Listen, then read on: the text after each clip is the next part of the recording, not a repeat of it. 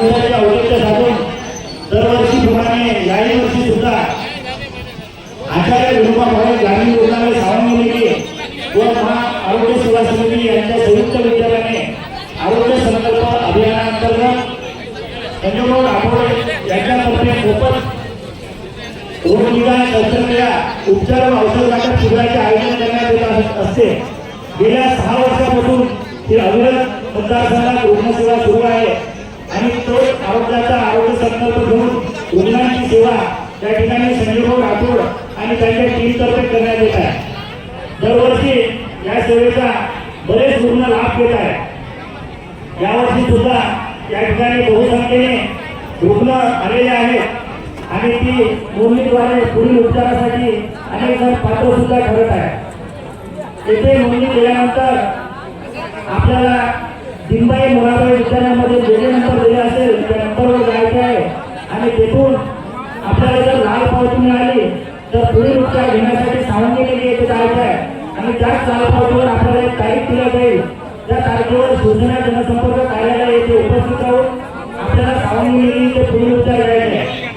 त्यासाठी मोफत वाहन सुद्धा सूचना कार्यालयातून उपलब्ध करण्यात येणार आहे आणि त्या ठिकाणी गेल्यानंतर तेथे आपली भोजनाची व्यवस्था तसेच पुढील सर्व उपचार हे मोफत होणार आहे। त्याची सर्व रुग्णांनी नोंद घ्यावी व या शिबिराचा लाभ घ्यावा।